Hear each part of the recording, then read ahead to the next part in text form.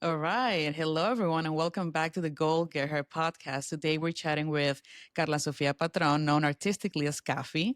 Kafi is a Mexican singer, songwriter, performer, and actress hailed by the Rolling Stone magazine as one of standout artists in Mexico's music scene. Born between Yucatán and Monterrey in Mexico, she proudly calls herself a yucarregia. Her debut EP, Ni Un Paso Atrás, dropped in 2021, cementing her place in Mexico's alternative music world. Since then, she's released singles, collaborations, and most recently her first full album, Aquí y Ahora, a powerful, raw, and emotional journey exploring shedding old skins, facing existential crisis, and confronting your own reflection. Her music blends modern sound with old school and analog influences, moving between alternative rock, soul, and pop. Kafi, we are so excited to have you here in Gold Get Her. Welcome. Yay! Thank you so much for having me. I'm very excited to be here too. Awesome. All right. Well, starting out, so I'll start from the beginning. So, where'd you grow up as a kid? Is this what you saw yourself doing?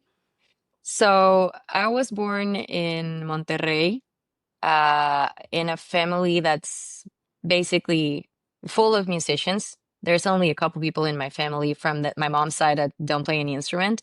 And I really mean like a couple. Like everyone else is just does something, writes or sings or plays beautifully. And I kind of started singing as soon as I started to talk. So for me, it was pretty. Um, it was more of a given that I would end up making music professionally, and it was the same for my family. I feel like my parents always knew, kind of. And for me, my path into music was very natural, like that. Like it's like having something that you like having something on your mind that you know is not impossible. So it was more of like, okay, I know I'll end up doing this. So I kept it super chill and like always involved in music stuff. I was still a little bit shy. Sometimes I would sing at parties with my family and everything, but when it came to, I don't know, like school talent shows and stuff, I would be so shy. Like I wouldn't want to take the spotlight. And it took me a while to kind of overcome that fear. But when I was little and growing up, then I moved to the south. I lived in Campeche, Mexico, for a very long period. So I had a very calm, super chill childhood, like far from like city-like environments. It was like a very small town type of vibe. Then I moved to Merida, where I think that I finally become Kafi, as people know me. Kafi has been my nickname my entire life. But I started doing music more seriously as a teenager in Merida, and I don't know, like things started picking up from there, basically. Amazing. I love that. So you describe yourself as a yucarregia for all of our English speaker followers. This just means that her roots both live in Monterrey and Yucatan, both beautiful places in Mexico. So Right. how have these two places shaped you as an artist and as a woman? Well, it's been very eclectic and weird because Monterrey is on the north of the country and it's the cowboy version of everything. It's like basically Texas of Mexico if you don't if you're not familiar. So being from the north, like the total opposite of Merida, was such a clash of cultures for me. And it kind of caused me like identity crisis while growing up, especially during my teenage years, because I was trying to adapt to a very closed up society in Merida where people are very, very like, how do you call it? I don't know, like just like very proud. And at the same time, like they don't really like people from outside of Yucatan. So Yeah. I was finding myself in these situations where I kind of had to conceal certain parts of myself to feel accepted. And during that really weird process, I started discovering a new identity where I was just part of like Hannah Montana, like best of both worlds. And I was like from the north and the south, and I was totally fine, right? So in my identity as a woman and as just like a young girl trying to find herself, it was kind of tough because I felt so far from what I knew and just kind of like building my own new self in the South. And today I'm very grateful because that has given me no sort of how do you call like attachment to anywhere. That's why I'm all over the place all the time. And I keep very close to me everything that I've taken from the South in general. Because in the end, my dad's family is from the South and my mom's side is from the North. So I've always been like a mix of everything. So it's very funny to see it even in my music. I say always that it's like this mix of like contemporary stuff, but with a lot of old school shit. And it's like this mix of everything, because that's how I've always been, like north and south and old and new, and like just contrast existing and coexisting in the same person. And I think that's cool in a way. Yeah. Like it's become like a part of what I am.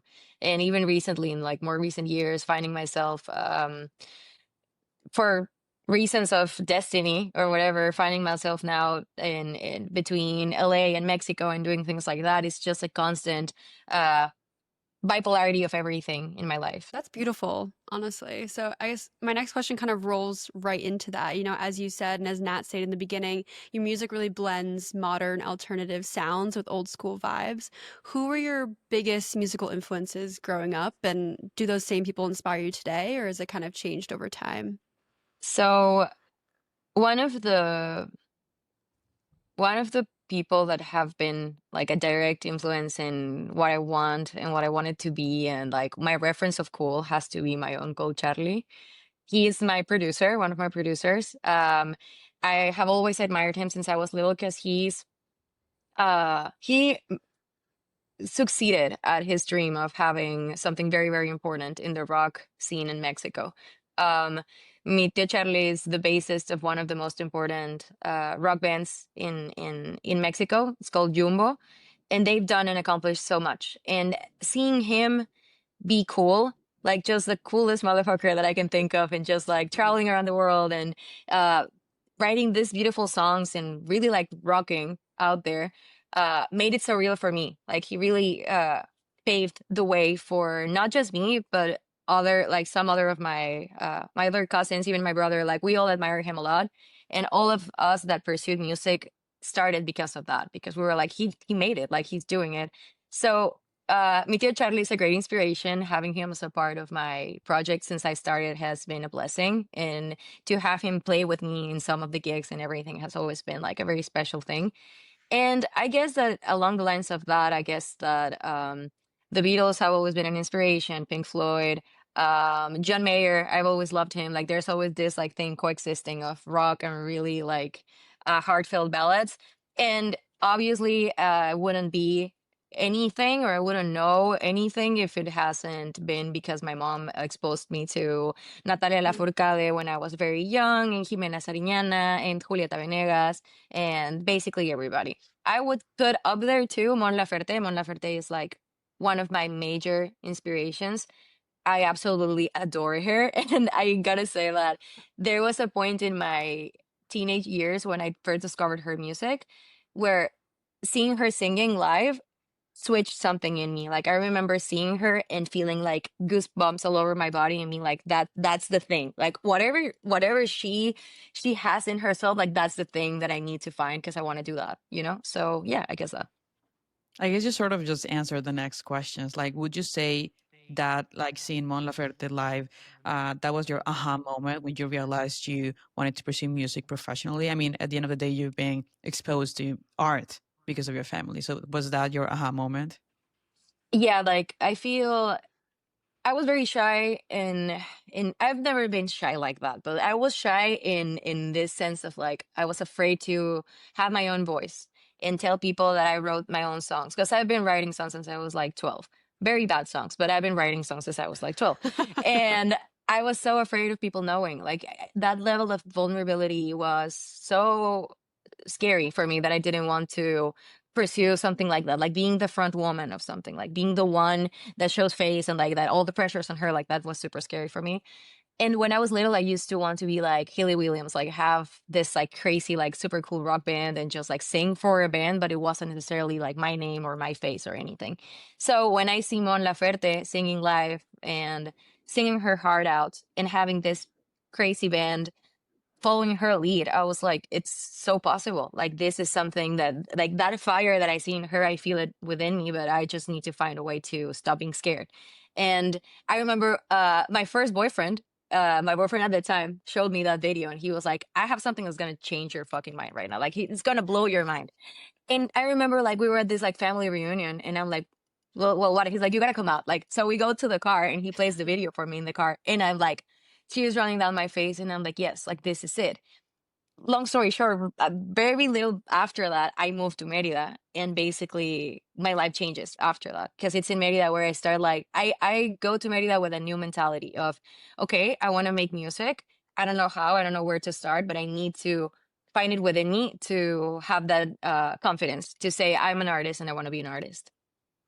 Yeah, Yeah. definitely.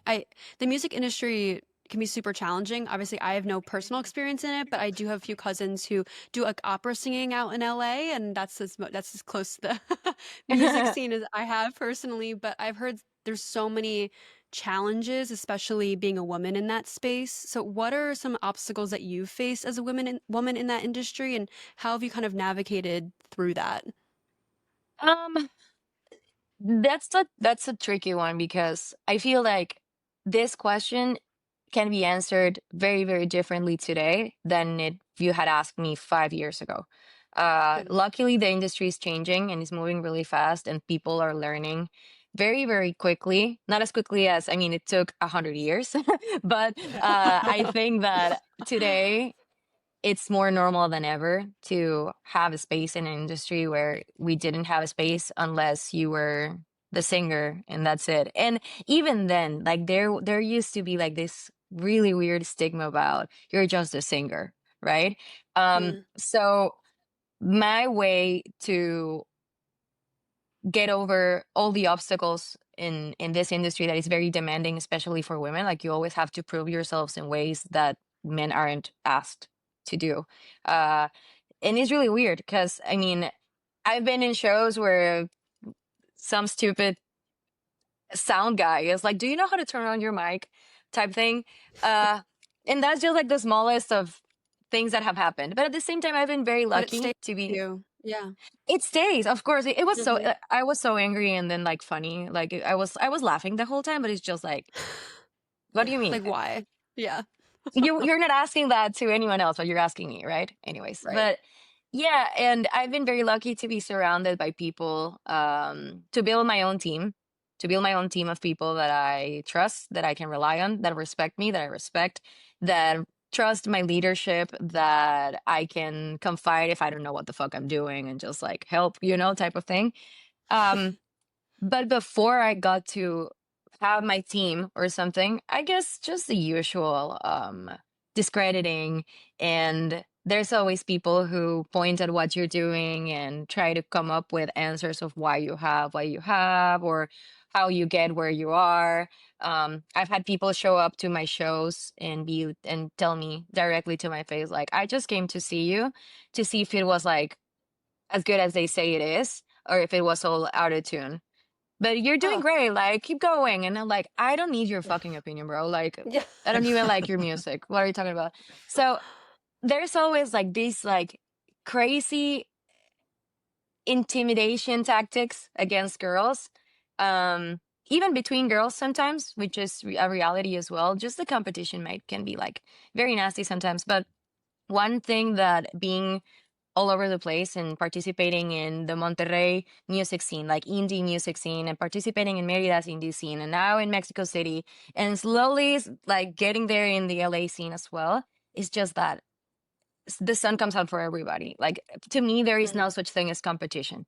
And overcoming that, which only comes from immaturity and sometimes lack of knowledge and lack of confidence in what you're doing, is the secret to just like be focused and that it doesn't matter. Like, if someone comes and gives you shit at your own show because they're like, huh, I wanted to see if you were all that cool. It really doesn't matter, you know? No, they're probably going through their own shit at that point, and they need to Yeah, work on themselves. For sure, for Nothing for you sure. to do. Yeah.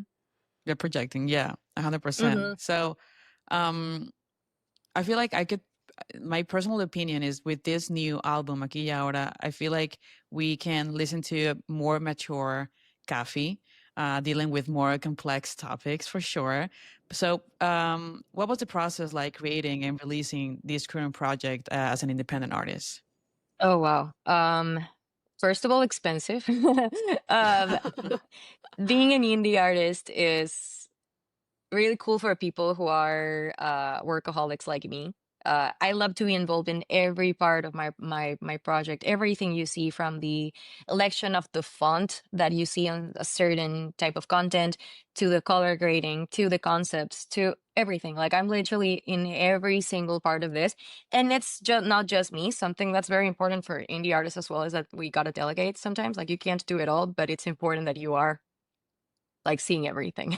But this album changed the way I perceive my own sound and the way I perceive my own craft, because it tested me in every way possible, starting with patience. I'm not a very patient person. And when I first started working on the album, I figured that this would be so easy and so quick, and that I would get to the results I wanted in 6 months of producing and recording. But then life happens, and something that I thought would take me 10 months took me 3 years. So the Kafi that wrote these songs has changed and has grown while the songs are being cooked, basically. So I like to see myself like represented by this album in such an extended period of time, because 3 years are multiple lives for some people. And I think that music that was written about things that happened to me 4 or 5 years ago, but just being released now, mixed with other songs that are more recent, because in the album there's a couple of things that are more recent and more like fresher emotions. Um, it's all part of like what I am in my 20s, and it's like this photograph of a very important moment in life, which I think that is like this coming of age moment for everyone. I feel like I started this album being a girl, and I ended it feeling like a woman in a lot of ways, because of everything that it took. A lot of effort, a lot of tears, a lot of everything. And especially the patient part, which is funny because my album is called Aquí y Ahora, Here and Now. And it's an album that taught me how to really enjoy the present and live in the present, and not be so stressed about due dates and algorithms and whatever happened in the past that is not letting you advance, and what you used to sound like, and if people are going to like it. Like, it didn't matter. It was all about having fun in the studio, and that's what it was for me. That's awesome. And it definitely paid off because the Rolling Stones called you a standout artist, which in personal opinion, is huge. So what does it feel like to get that kind of recognition so early in your career? Oh, it's crazy. It puts a lot of self-pressure onto me, for just like, because I'm crazy. And I think that Yeah. anyone who cares enough about their job is going to be like, okay, I really gotta fucking step it up, you know? So for me, it was like that, to get that kind of recognition so early as an independent artist, which I think that a lot of people don't understand. That being independent, like not having a label or any form of support from bigger companies, means that you're against fucking Karol G, you know, like, and with this amount of her budget. And I don't mean it like as a competition in like who's cooler. It's just like, how many times can you appear in someone's feed or in someone's Mhm. billboards, versus someone else, you know, that has all the support, like the financial support of something, and like the push of being a label artist. So not having that kind of thing, and knowing that we did it because my music is liked by people, and people are seeing what I see in my work, is super like encouraging. And it's also a lot of responsibility, because it's like, okay, so yeah, there's things expected out of me, and I love that, and I want to meet those expectations. And that's when it gets very interesting, right? Like, just handling your expectations versus what you think the industry, or like, and it doesn't matter, because in the end it's all about the fans. So it's cool that Rolling Stone likes my shit, but it's way more important for me that my music gets to as many people as possible that don't have to be any sort of musical authority, that can just like make my music their own. That's where the big deal is for me. Yeah, and I think people don't often realize, yeah, what is it like for independent artists to face this. I don't say this in a bad way, or maybe I do. Like these monster labels, you know, they Yeah. have all the marketing, financial support, everything behind them. So moving a little bit more about like the feminist side of this interview, as an artist, as a woman, what does empowerment mean to you in your creative process? I think I think that empowerment for me comes from this younger me that was very afraid to be herself and to be judged and to be kind of like socially scrutinized because of whatever she had to say. So whenever I feel her kind of like pulling me back, I'm like, no, like there's nothing to be afraid of. There's literally nothing to be afraid of, and no reason to uh not say what you feel. So talking about certain topics in my music that would have been embarrassing or would have been like too personal, too private, that's where I found a lot of strength. Because in this album, I there's not all of the songs are like romantic songs, which, for example, in my EP, my first EP, it was all like love songs and like super happy stuff and like super shiny. And I remember feeling like this is what I want people to know about me, that I'm all cute and I have very pretty feelings. And I knew that for like to in order for me to grow as an artist, I had to lose the fear of not being liked or saying things that people could be like, huh, are you okay? type thing. And I feel like being transparent and being honest through art, that's like so empowering because I feel invincible in a lot of ways because no one can come and tell me shit about anything in my life because I'm already putting it out there. One, and two, I've had for something that show up in a song means that there's so much like personal work behind it. Like talking about a breakup, like the breakup in my life. There are so many songs about it in my music. To talk about that openly and sing about it all the time, there is so much healing through that as well, and it's been healed. I just like to remember and be dramatic about it, but it's so cool. It's so cool to like see yourself growing through your art and just speaking your mind and doing whatever. Is there like a bottom line message that you hope women listening to your music kind of take away?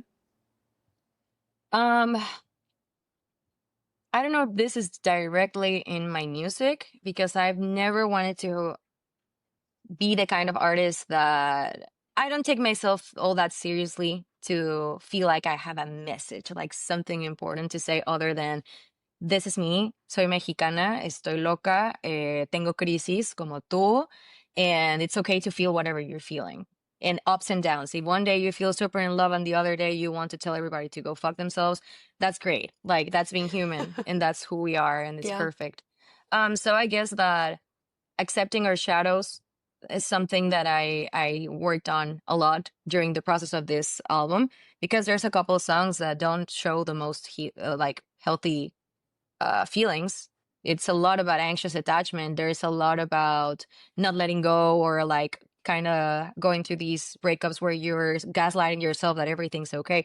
Directly, that's not a good message, and I know that. But a lot of people go through that, and it's okay, you know, to kind of like observe those feelings and then you work through them. But yeah, I guess that. That's cool. What we were trying to achieve with Goal Get Her was to create a platform for women to listen to and get inspired and empowered. So we basically interview women from all walks of life.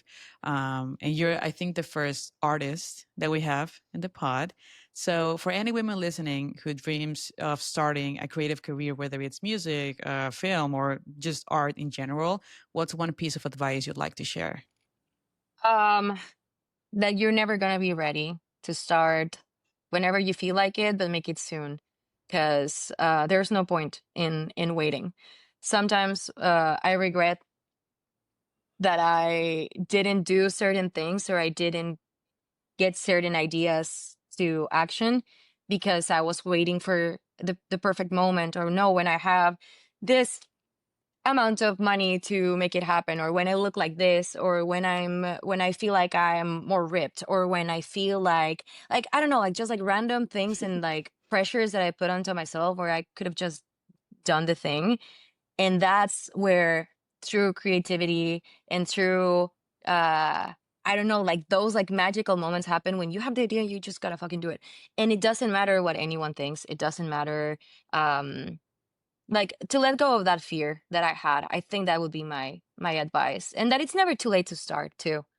Because one of the pressures that I remember having a lot was that I always felt that if I had been less scared, I would have started with my music career years before. And now that I've been doing this for 4 years, and I had a lot of experience in music before that, like I used to sing at bars, I used to sing for free anywhere. Like I was just trying to gather that experience. But if I had been less scared, maybe I would have started with my original project like earlier.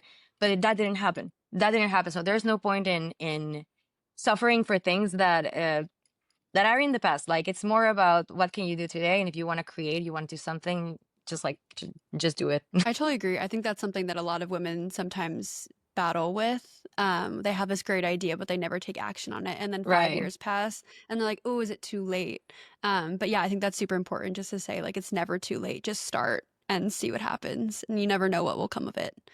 Yeah, so for I sure. love that tip. So quickly before we wrap up, is there a performance or collaboration or a moment in your career so far that kind of gives you goosebumps or holds a special place in your heart? Um, let me see. I think that there was this moment a couple months ago. I was opening for Maro in Mexico City, a very special show. I really admire Maro. I'm super grateful for that opportunity. And while I was singing, I looked to like the side of the stage and I saw like some people hanging out there, blah, blah, blah. When I wasn't paying attention, whatever. I get out of the stage, and when I'm like coming down the stairs, I realized that it was Silvana Estrada y Natalia Lafourcade. Oh And my it God. it made me freak the fuck out. I was bugging out. I was really trying to keep it cool, but I couldn't. I was just like very, very excited. And it was really cool to like talk to them to for the first time. I know that this sounds really weird, but to be with someone that you admire so much and that you have been admiring so much in the same room where you are not a fan, but like kind of as an equal because you are there because you performed. So just to like share the space, it was the energy that I got out of that, and just like being able to have a conversation with them, like not from a place of like I love you, I have all your records, but just like keeping it cool was crazy. Like it was just crazy. And music, sometimes you work so hard for those 10 minutes.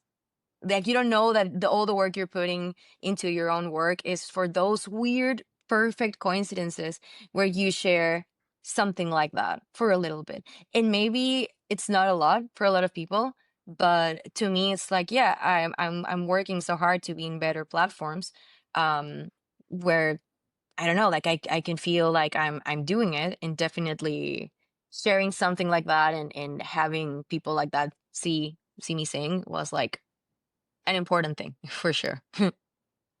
That's crazy. For everyone who does not know Natalia Lafourcade, go check her out. I would Yeah, say she is the Mexican singer for sure. songwriter. Like right now, she's insane. I'm a No, huge fan. she's the blueprint. She's the blueprint for all of us, and Yeah. that's incredibly cool. Like to have her, Silvana, and Leonel Garcia was also there from Sin Oh Bandera, my God. that I also admire so much. So it was just really cool. Like Maro had some VIP guests in that show. It was Yeah, cool. I can see that. That's so cool. So all right, we just have one last question, sadly. It's our favorite question. We are hoping soon, Grace, to do I a know we have to do it playlist. soon. Yeah, a Yay. Spotify playlist with all these songs. But like if your life had a theme song, what would it be and why? Oh my God. That's a good one. Let me think. Because I have so many dumb answers for it that I don't want to say it's sexy and I know it, the LMFAO. No, let me think it through. I've always liked Across the Universe from the Beatles a lot, Hmm. especially Fiona Apple's version. I remember that Hmm. song kind of like shaped my all the like the pandemic. It was like my happy place. And I think that song because it has like this there's this mantra on it in it. It says nothing's gonna change my world. And it talks about just like yeah, like nothing I move so much and I'm all over the place all the time, and everything is changing in my environment all the time, but nothing's gonna change my world unless I really want it to, right? Like except for the things that I integrate into my own person. But yeah, like if I had to say something, it has to be the Beatles, and that song with that version has the perfect mix of hippiness and psychedelic stuff while like just speaking to something bigger and greater than us, which the Beatles tend to do very, very well. Yeah. I love that. That's a good option. Yeah, we definitely have to get that Spotify playlist together soon, Nat. We've told all our guests so far that we're creating this Spotify playlist. We will definitely do it soon. It's on our list. Good. Yeah. All right. Well, thank you so much for joining us today and sharing your story and your art. Is there anything else that you want to add before we wrap up? No, yeah, I guess that covers everything. Thank you guys for having me, and for everyone listening, well, give it a listen to my new music. It's pretty cool. Yeah, definitely. Everyone who's listening, we will drop her link to her new album down below this episode, and make sure to follow her on social media for updates on new music. We'll link everything in the episode description. And of course, make sure to follow us on Instagram, LinkedIn, TikTok at Goal Getter Podcast for updates and great content. And don't forget to tune in. We have bi-weekly episodes you won't want to miss. Bye, everybody.